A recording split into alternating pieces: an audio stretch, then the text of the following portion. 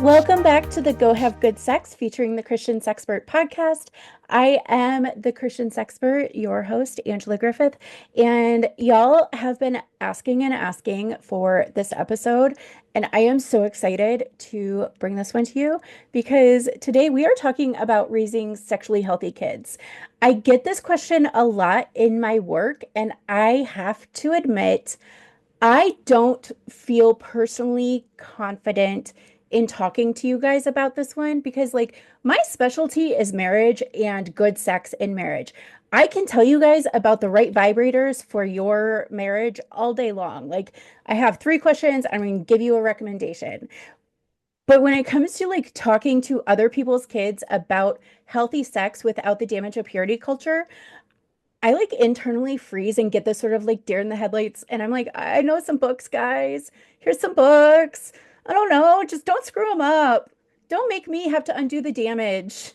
And so I am also personally super excited to talk to our guest today because I'm hoping that I can walk away from this conversation feeling a little more equipped to help everyone talk to their kids about sex without the damage of purity culture. So, Ashley Hudson is a lover of Jesus and a licensed clinical social worker. She lives in Denver with her high school sweetheart and two beautiful children. Everybody say, "Aw." Through her practice, Pearl and Process, Ashley treats trauma, difficulties with sexual functioning, and perinatal mood and anxiety disorders. Ashley strives to equip individuals and their support systems to properly detect and respond to life's challenges with compassion and kindness. Ashley provides both virtual and in-person therapy to folks in Colorado, Texas, and North Carolina, and has written several books available through Amazon. Thank you so much for joining us. Thank you for having me. I'm excited to be here. I was so excited when you reached out because Ashley is also doing some research, which she said that she's not really going to talk about yet, but I was geeking out when she was telling me about it. So after she presents her dissertation, I'm going to force her back onto the podcast to tell us all about her findings because it's going to be super cool, guys. And it's going to Yeah, validate what a lot of you guys have been saying all along. So, yeah. Thank you. And I'm excited about that. Yeah, yes. I'm getting my PhD in clinical sexology. And so part of my drive toward that was a lot of the complaints and issues I was seeing in my clients who were coming out of purity culture. So that's kind of what my research centers on. And I'm excited to learn from that and bring it to the masses. Yes. Okay, so just as a related adjacent note, we have dropped the phrase purity culture a couple times already because it's an unavoidable phrase when we are having this conversation about trying to teach our children healthy ways to discuss biblical sexuality. And we know that biblical sexuality is not the same thing as purity culture. So can you give us a quick rundown on what is wrong with purity culture, Ashley? Don't you want your kids to be pure? Gosh. Yes, I get this one a lot as well. There is a really big difference between what people are. First of all, I think we kind of have to camp out with what purity culture is. Purity culture was a movement that occurred in the early 90s to mid 2000s, still exists in some places. It wasn't the first movement of its kind. However, it's the one that most of us who are writing and researching on it talk about. And it was a movement during which we really focused on abstinence before marriage. We really drilled home the importance and virtuous nature of getting married, but being fruitful and multiplying. So a lot of folks were raised within this culture and their physical purity, so remaining abstinent, was kind of imbued with spiritual transcendence in some ways. Like if you did X, Y, and Z, like if you abstained from sexual intercourse, which very rarely did they actually explicitly say sexual intercourse, it was often very loosely defined or not defined at all. And then you will get X, Y, and Z, a healthy marriage. Some books even insinuated fertility. You'll get all of these prizes by practicing or performing your faith in this way. Really, it's a works mentality kind of built into our faith that idolized purity in marriage. From that movement, which called the True Love Waits movement. The True Love Waits was the curriculum. There was an entire brand of materials like Modest is Hottest t-shirts and like bracelets and bookmarks, and there were conferences, and so it really was a wave of a cultural kind of phenomenon. You will even find on, like, if you went back and looked, Britney Spears and Miley Cyrus and some really popular stars at the time coming out and making this Ashley declaration of Simpson was abstinence. one. Yes, Ashley Simpson, Jessica Simpson. They all kind of came out and made this Yeah. big, declaration of I'm going to remain pure, and here's why.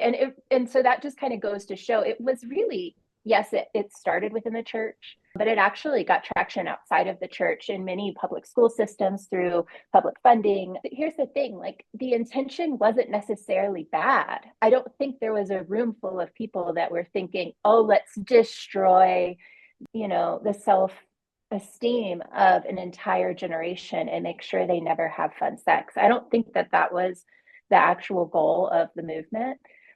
It was in part in response to an AIDS epidemic, teen pregnancy rates. So there were some reasons that they began really pushing this in broader cultural construct, but it had unintended negative consequences for sure.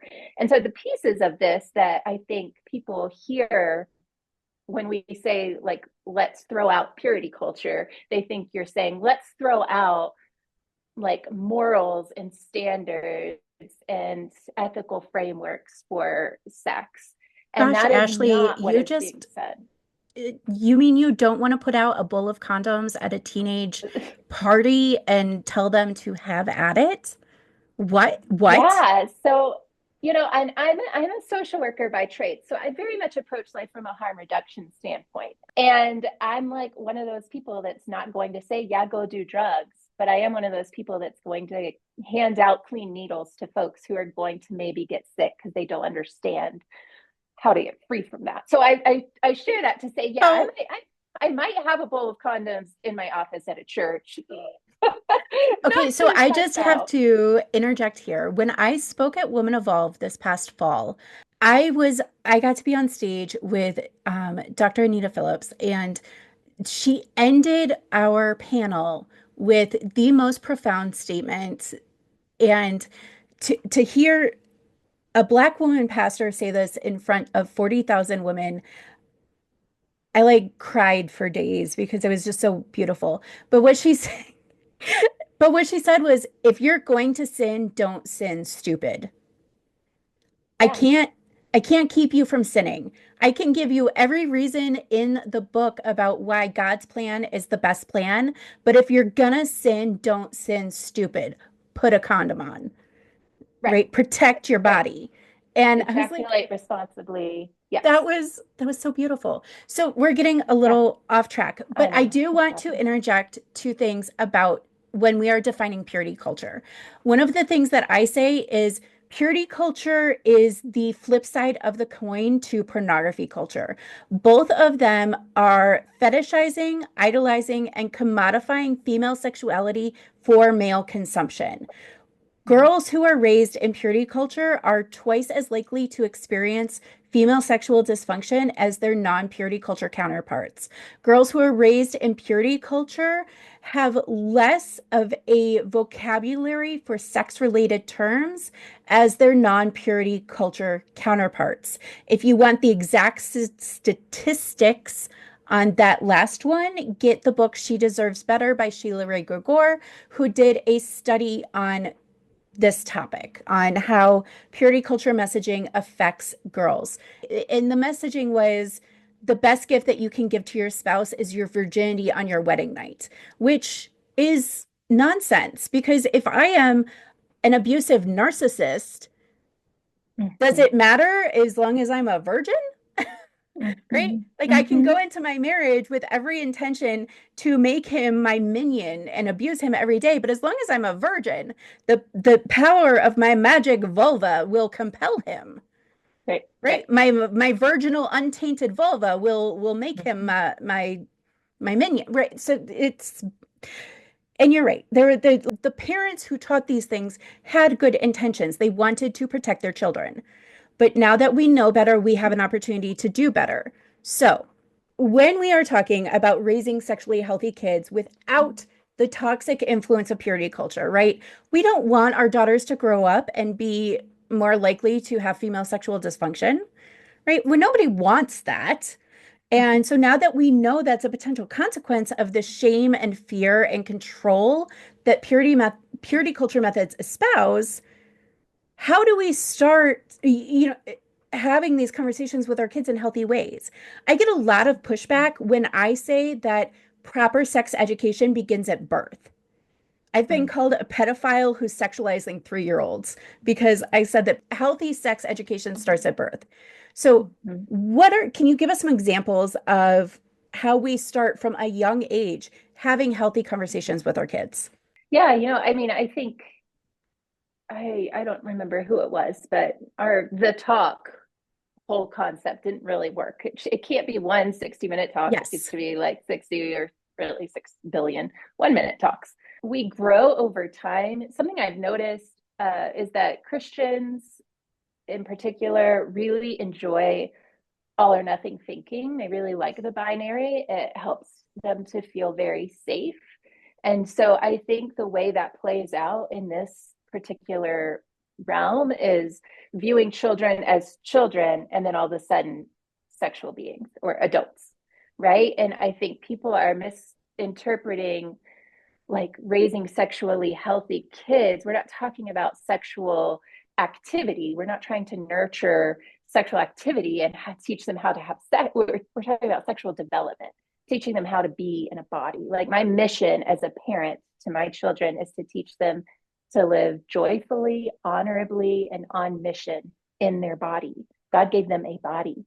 And part of that is teaching them what their body can do, how to exist in their body in a way that's honoring of themselves and of the environment around them.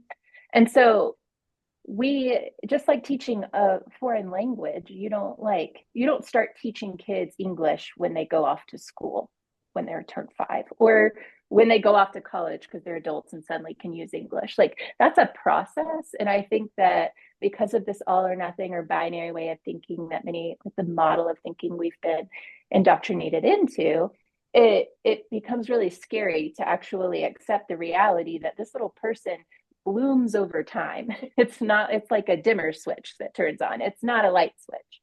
And part of that isn't to sexualize the body, it's to name that this is a body that serves a myriad of purposes. And one of the ways God wants to meet with this little body and ultimately grown-up body is through various forms of pleasure, not just sexual, sensual, right? Like it feels good to have your hair brushed. A yummy chocolate chip cookie can taste really yummy. The scents of roses can be really delicious. So I think that expanding that is important psychologically for all of us, but starting with little kids, being able to name body parts, being able to use the correct terminology, What do all you of mean that, being able to name body parts? like changing. So I will always encourage the parents I work with as you're changing the diapers, like this is your vulva, this is your penis and your testicles, and I encourage parents of so a lot of the parents who are most concerned about doing this, meaning raising sexually healthy kids, are parents who usually are coming from a place of trauma or confusion, silence, usually on the topic of sex. So they really don't know what to do.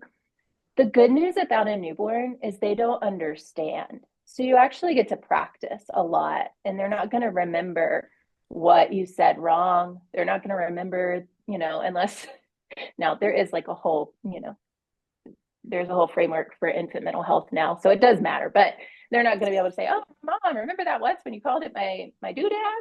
But it They're gives also you, not going to remember the deep feeling of discomfort the first time you actually call a penis a penis.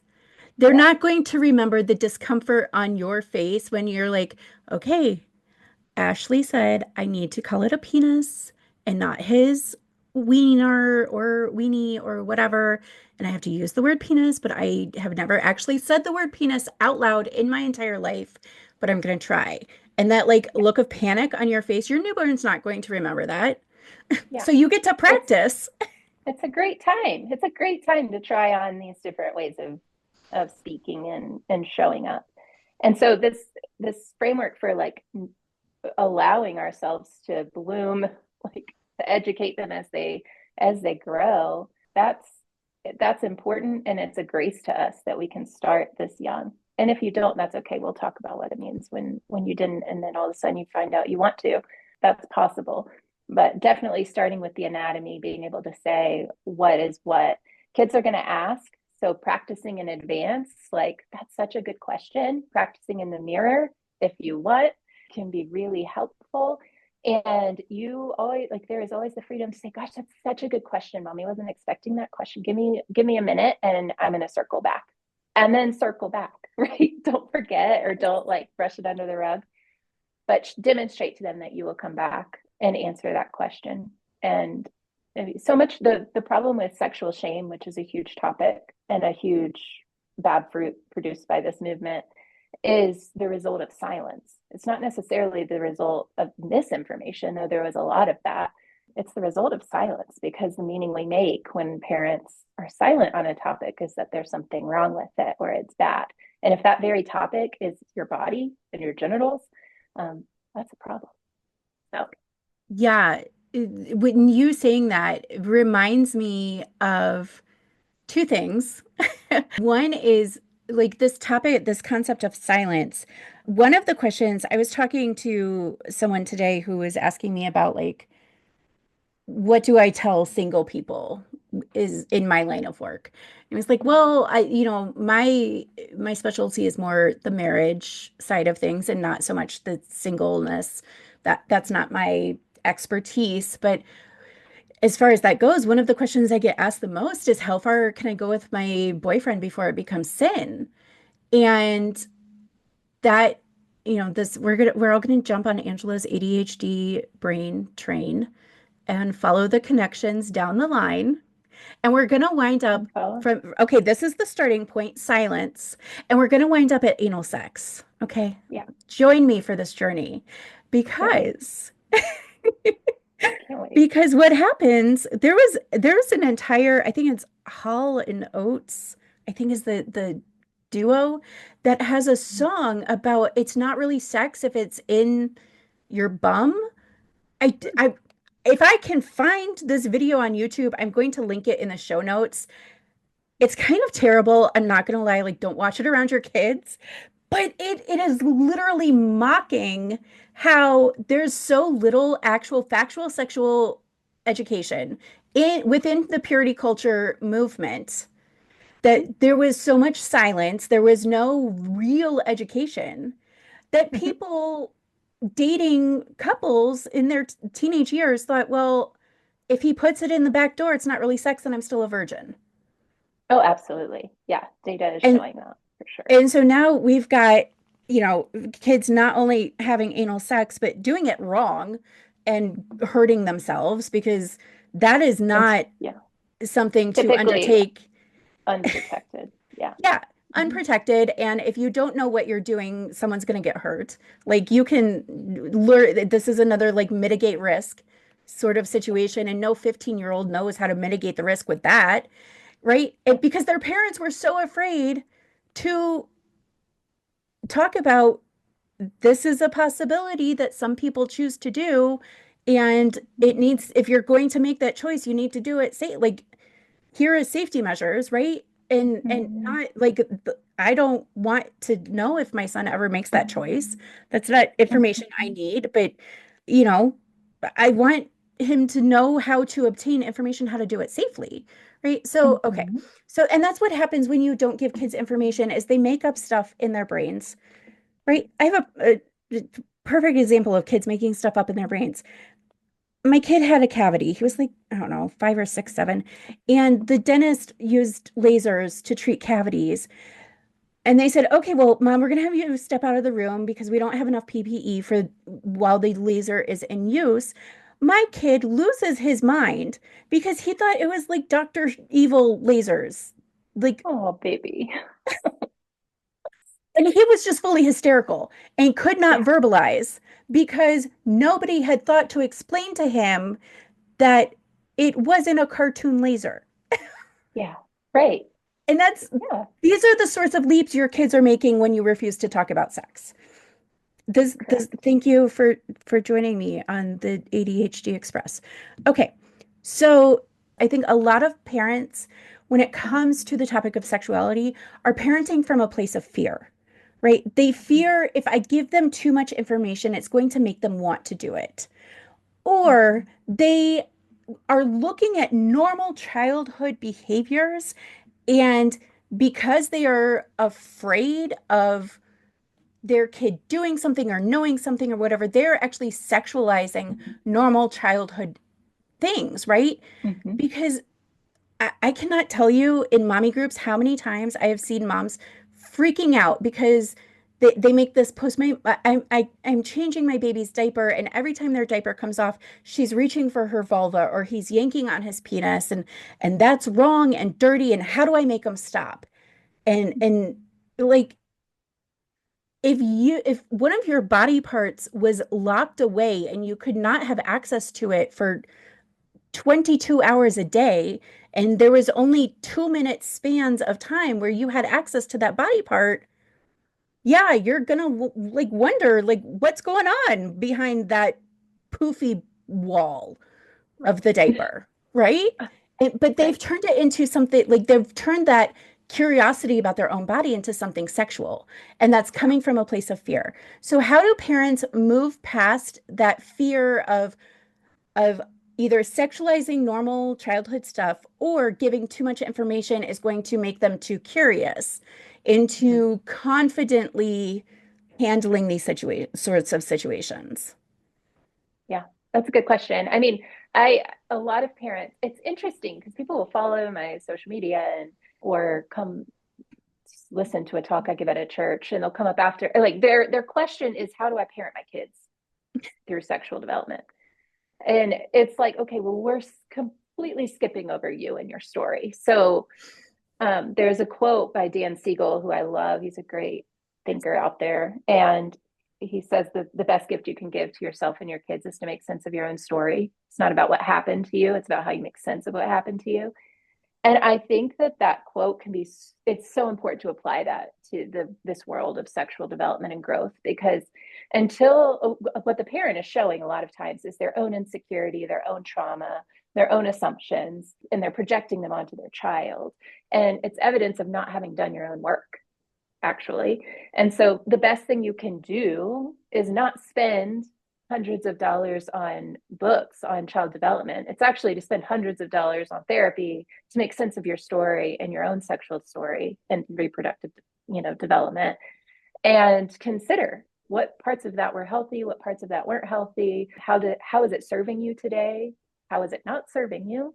And get curious about maybe other ways that if it's not serving you, you can raise this kiddo. But I think for a lot of parents, it's important to notice our own reactivity to our kids' behaviors, whether it's them reaching for their genitals or pushing a kid on the playground. Like we need to just be curious about our own, reflexes and what that could mean about what's going on in us and our shame voice, and be in a position to where we can nurture our own inner kiddo and talk to that part of us that's feeling deep shame before we try to navigate, how to appropriately teach our kids about their genitals. Okay, so that brings up a question.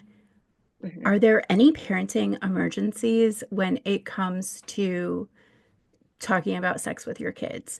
And I don't mean like your kid has an infection on his genitals sort of emergency, like not a medical emergency, but like we're talking about reactivity, right? And we're talking Mm-hmm. about triggers. And I think Mm-hmm. that I maybe that's not so much a question for you, so much as like a rhetorical question for those listening.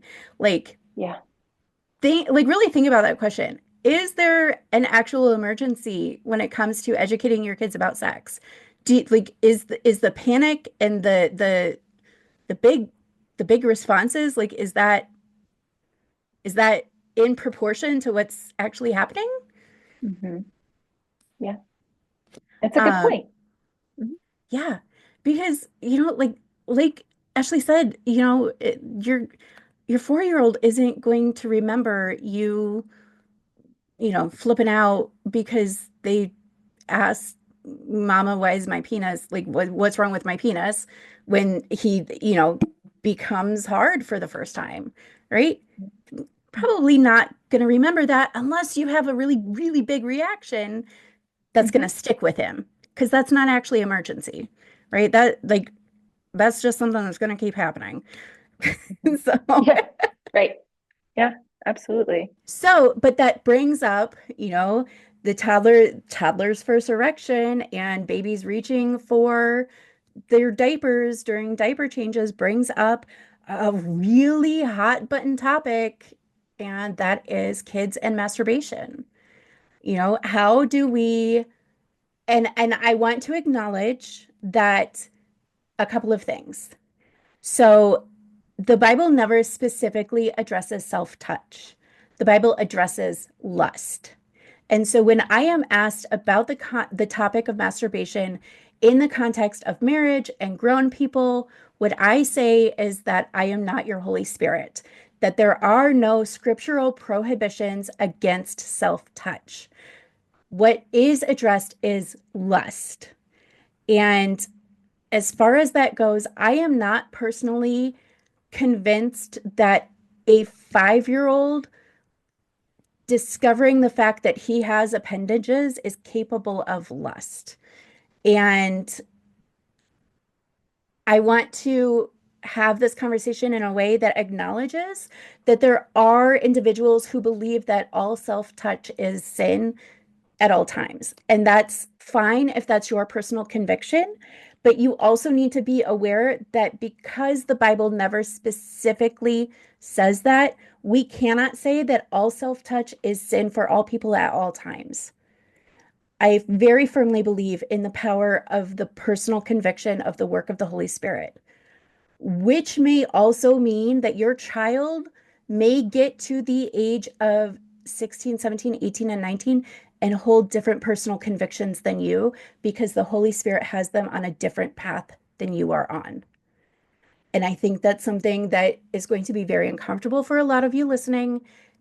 And you are welcome to sit in that feeling and identify why that is so uncomfortable for you, like Ashley just said. So, bearing in mind that not all families will find that to be a sinful activity, some do, some don't. How do we address that with our kids, no matter where you fall on the spectrum? Yeah, I mean, I think this is a subject that I wonder if I might get the most pushback on, and that's okay. I think to your point, I'm not the Holy Spirit, but I am a researcher, so I'll share some research, and then we can Yes. go from there. Um, And I there's a love germ, when Jesus and research coexist. yeah, That's my me favorite. too. Ends up they line up a lot. Um, so there was this 1996 edition of the American Journal of Obstetrics and Gynecology, and there's this article about a sonogram of this sweet 32-week fetus, little girl, who self-touched her clitoris all the way through, and they watched the entire process all the way through up to an orgasm, and then she went to sleep. And in the same body of research, in the same article, they reference that they've watched this happen in many boy fetuses as well during sonograms. Our pelvic floor is very intricately wired together with our nervous system on purpose. And so Girl, that's like whenever a we, 5 episode series oh, I right know, there. I know. Our pleasure centers are meant for more than just giving us glimpses into the beauty and wonder of creation and gifts that God's given us. They also can help us regulate our nervous system when we're feeling out of sorts. And I have a hard time in my theological understanding and my own convictions looking at a 32-week-old fetus and saying, that's sin, you did something bad. That doesn't make a lot of sense. And when my child comes to me and says, "Hey, mommy, this feels really good," my answer is going to be, "Yeah, it's supposed to feel really good. Did you know that the clitoris only serves two functions, like just for pleasure? Like it's not for urination, it's not for procreation. Literally, it's the only body part made just for pleasure. Isn't that wonderful? Isn't that so special?" And then we talk about obviously hygiene and privacy and boundaries and all of those things. But my first message is going to be, wow, how good is God?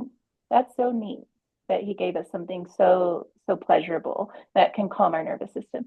So when you see a kiddo self-touching, usually under 8, especially boys, it's going to be for nervous system regulation and for curiosity, because they're trying to get answers and they're just curious to learn about their bodies, and those things aren't bad. So we don't want to shame those things at all.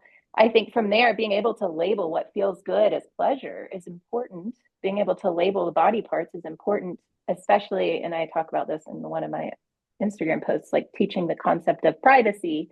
Those are private parts. Your penis is private. It's a special body part. Or your vulva is private. It's a special body part.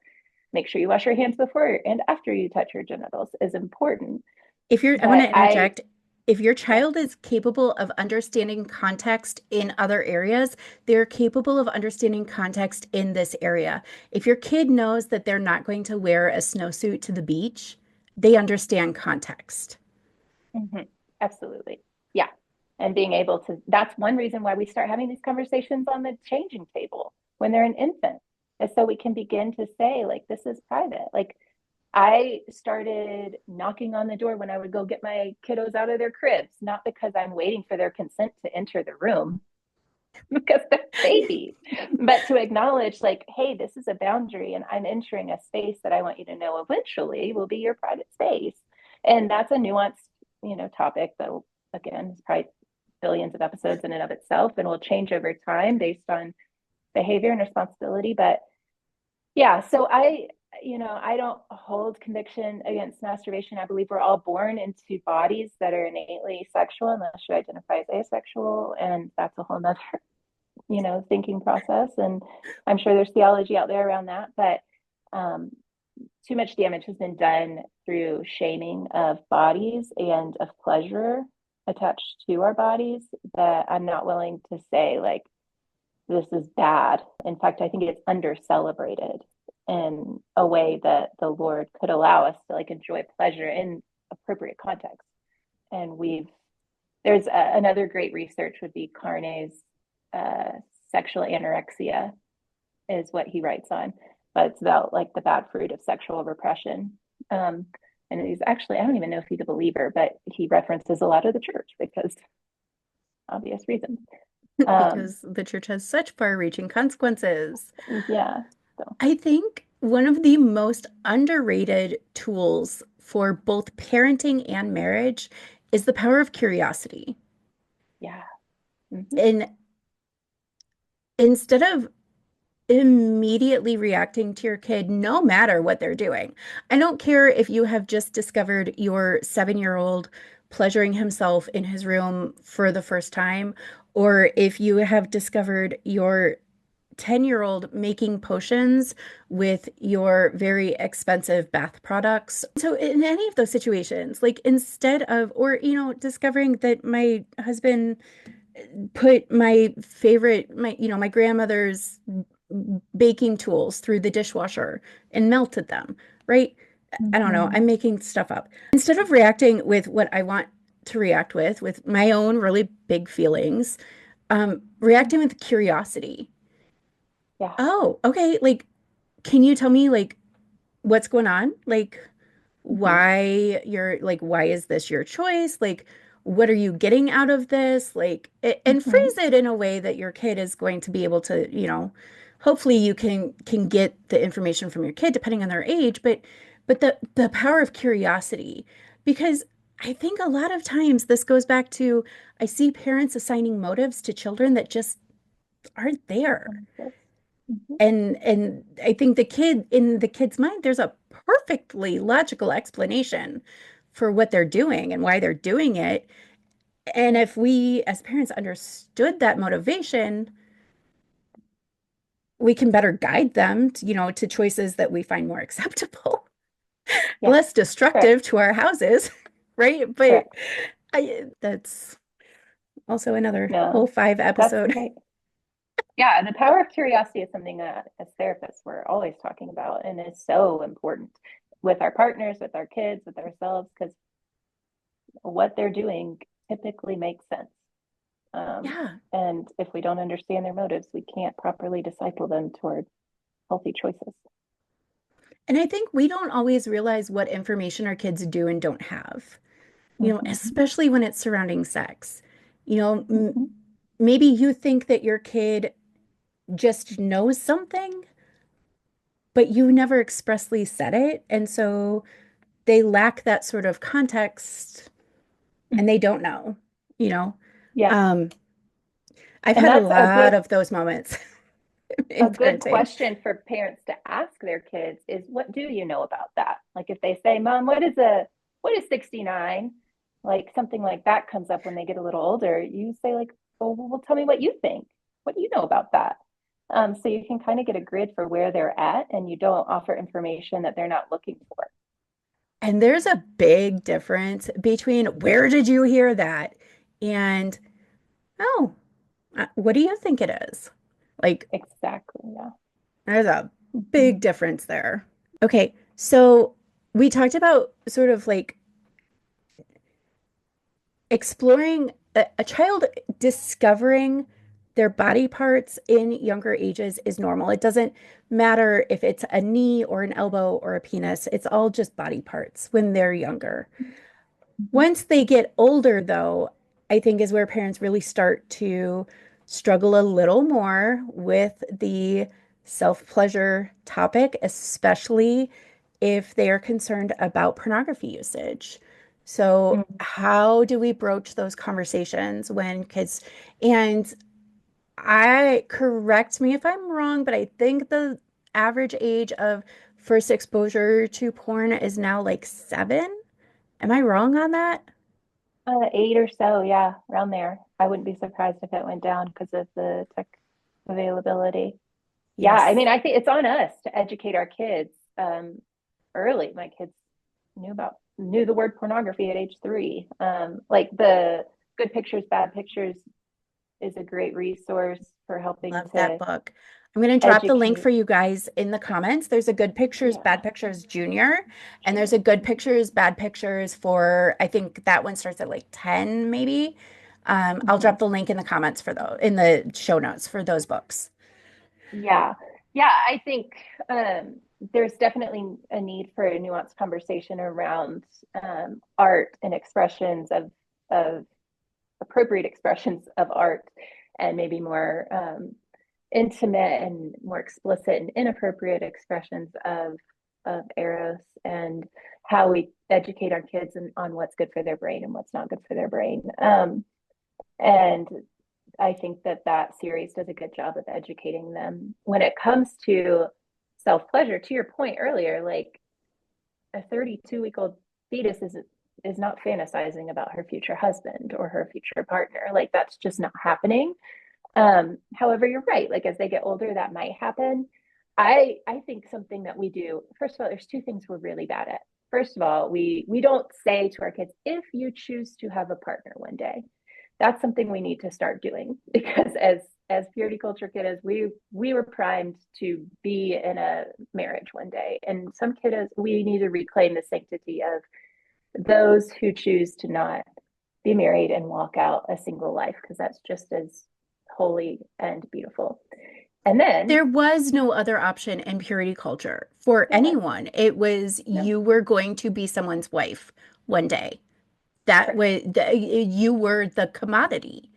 right. And so you're exactly right. The other thing is, I've started when I talk to my kids about blooming, and not so much my son's younger, but I plan to have conversations around intrusive thoughts and what different thoughts might fly through their head, and label them as those are flyby thoughts and they're a result of changing hormones. so that just to kind of take the charge, sometimes we in therapy we say name to tame in the mental health world. Sometimes just naming it can help tame it, so it's not like this big spooky thing that's happening in their brains that they're scared to bring into the light. And then talking about, like, as we consider pleasure, the importance of not lusting, and talk about, like, define for them what lust is, that it's wanting someone else's body for your own pleasure. I mean, obviously I'm not going to take, well, maybe this isn't obvious, I shouldn't say, because some people might have different convictions. I'm not going to take my 13-year-old 14-year-old to Adam and Eve and get them a vibrator. Like, when kiddos start, that would be like if your child starts walking, handing them a skateboard, like, we're gonna kind of help nurture along their curiosity. And the truth is that the women who, the research I'm most familiar with are with women who have the most robust experience with masturbation have higher sexual satisfaction in marriage, because they've had time to get to know their pleasure system in their body. They have had time to understand what feels good and what doesn't. And so I'm certainly not going to tell my kids, okay, please go masturbate, enjoy, like, let's really nurture your awareness. However, if that's something that innately comes to them, I'm going to teach them balance. I'm going to teach them privacy. I'm going to teach them, appropriate locations for that. But I don't see biblical precedents. You didn't mention the story of Onan, but that Onan in Genesis 38 is the other one I hear a lot. And Okay, that's let's talk about Onan and how far too many churches want to create an entire theology based on a single descriptive verse. It is not a proscriptive verse. Okay, Mhm. so what happened is there was this guy, and in the culture in which they lived, his brother had died. And culturally, he was supposed to have sex with the widow in order to give her a son. The son would bear the name of the dead man, and that would secure her place in society. It would Mhm. ensure that she had a future and was not left to fend for herself. And Mhm. Onan was a spiteful little man, and he, in what many view, sexually assaulted her because he agreed that he was going to impregnate her and Mhm. instead spilled his seed on the ground, is what the verse says. He did not ejaculate in her body, so there was no chance of pregnancy. So he Mhm. used her for his own pleasure. He masturbated with her body and did not finish in her. And so a lot of certain sects of Christianity will create a whole theology that says masturbation is wrong because you are spilling seed on the ground. And also will take that further and say any sex that does not finish with the man ejaculating into the woman's vaginal canal is sinful because you must be open to life, because Onan was killed for spilling his seed. And again, it's a single verse. We find no other such references in the entirety of scripture. So you cannot, and it was a descriptive narrative. It was not a commandment given to all people. And the Mhm. Bible also says God looks at the heart, man looks at the outward appearance. So Mhm. man is looking at Onan's outward actions. God was looking at his spiteful, evil, using abusive heart.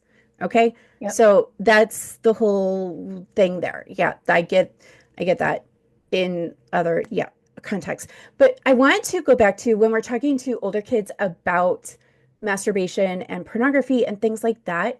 Dr. Andrew J. Bauman, if you are not familiar with his work, is an excellent resource for pornography, pornified mindsets, and things like that. But one of the things that he says is, this is actually talking about sex and marriage, but we're going to apply it because he says sex is not to be used solely as a means of connection, but a test of what connection is already built and present within the relationship. We must stop using sex inappropriately to meet our unmet longings and desires. And the second part of that quote is what I think is really important when we are having conversations with older kids about masturbation. Because again, we're going to meet with curiosity and ask them, what's your motivation here? Are you lonely? Are you bored? Are you, is it like stress relief? And Mhm. give them tools in their tool belt Mhm. to meet that need in a variety of ways. And that is not to Mhm. shame them out of using the particular tool of masturbation, but to ensure that they don't come to rely on that as their only tool. Absolutely. Yeah, I think when we look at the problem of porn, a lot of people have turned to it because as a way of regulating their nervous system or because of boredom and loneliness are the two like, Yeah. predicting emotions. And so to create menus for kiddos of, oh, you feel this here, you know, just like we make dopamine menus for folks with ADHD, like Yes. go ahead and create some menus and some Don't ideas know for your anything about kids. that. Um, so they know, oh, I feel lonely. Here are like a few things I can do with that feeling. Again, the balance I think is so important. Versatility. And this, for me, this is bringing up the importance of teaching your kids to live with their emotions. I think Mm-hmm. that my generation in particular is so uncomfortable with emotions and bad emotions. I just don't want to feel it. I want to feel better because we live in an instant society and we Mm-hmm. want the yuck to go away right now. And so what can I do to make the yuck go away? And I think really and we have I don't personally identify at all with the person who intellectualizes their own emotions, but I've heard that's a thing. I see TikToks on that. I Yeah. don't know about that, but we definitely don't want our kids to do that. Okay? I heard it's real bad. Yeah, it's So not great. just gonna warn you guys Yeah. that you should probably teach your kids how to feel their emotions, even the yucky ones. Yeah. Uh, And if you don't know Amen. how to feel your own emotions, therefore you cannot teach your kids how to feel their emotions, go to therapy. Yeah, absolutely. Mm-hmm. Mm-hmm. Okay. I could keep you here for another 4 hours and Mm. still have more questions, but we should probably wrap up. So I'm going to say to the viewers, please comment either like on the podcast comments or hop over to my social media posts for this episode. Drop more specific comments that you have about this topic so we can continue the conversation and potentially do a part two with some follower questions on this. But I want to wrap up and ask, what are the best resources that you suggest for continuing to equip ourselves as parents to not parent from a place of fear, but to parent because our children are sexual beings from the time that they are born. They are born with sexual organs, which means God has gifted them with a sexual identity from the moment that they are born. So, what are some resources that we have that can make us less uncomfortable with that statement? Yeah. Gosh, you probably already have a lot of them. I don't know how many you've already shared with folks, but Tina Sellers, Dr. Sellers, is going to have a ton of great resources on her website. Shameless Parenting and Sex, God, and the Conservative Church are two great books. Then there is She Deserves Better, obviously, which I think you mentioned. Yes.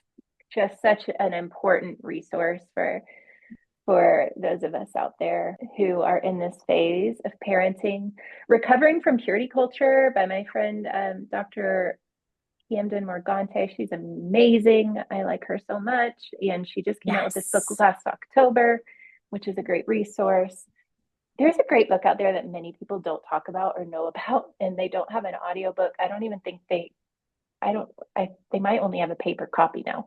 It's so old, but it's called Sexual Shame: An Urgent Call to Healing by Karen McClintock. And it is such a good book. It's not necessarily about parenting, but it will take you back to the roots of some of your own story. So those are some right off the top of my head that I think would be helpful. And then the or the no bad, no, the Good good pictures, pictures, bad bad pictures. pictures.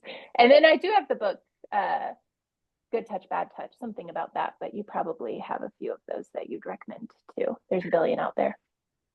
One of my favorite ones to recommend is Body Boundaries, Consent, and Respect. Because if we want our children to grow up and have sexually healthy marriages that do not involve marital coercion and marital rape, that's all going to start with boundaries and consent. And boundaries and consent start from birth. When my son was a toddler, he had an issue where there was some inflammation in a area Mhm. and he was still in a diaper and we took him to the ER and it got to a point where so many people had come in and out wanting to examine him that someone the registrar walked into our room and the kid started to take his diaper off and I was like, okay, Baby. we're Yeah. we're gonna stop that. And Hmm. that was the moment it clicked for me, and I started advocating and teaching him that you make doctors ask for your consent before they touch you. If they don't ask for your consent, you back away, you tell them, tell me what you're Hmm. doing. What do Hmm. what are you, why are you trying to touch me? And that was and do that, like teach your toddler to get the doctor to ask for consent. When you take your infant to the pediatrician, it is Hmm. the amount of times I have seen moms horrified because a pediatrician just opened their kid's diaper and retracted an intact penis sends me through the roof every time. Hmm. Be obnoxious, be a Karen, be your kid's advocate, protect them. And Hmm. you doing that is going to teach your kid to start seeking consent for their own body, and that will in turn teach them to understand the importance of understanding other people's consent. Just last night, my 10-year-old was being annoying, and my husband said, respect my body boundaries. And that Hmm. was the thing that my kid was like, oh, I took it too far. Okay, I'm going to back off, right? Because we Yeah. have established that culture in our household. I feel like we touched on so many things and not nearly enough. So Hmm. thank you so much for taking the time to talk with us. If you want to connect with Ashley, all of her links and her Insta and all of that great stuff is in the show notes. Make sure that you give her a follow. Head over to her page, thank her for sharing her wisdom with us, and make sure you beg her to come back and share her research when it's ready to be shared. And as always, don't forget to go have good sex.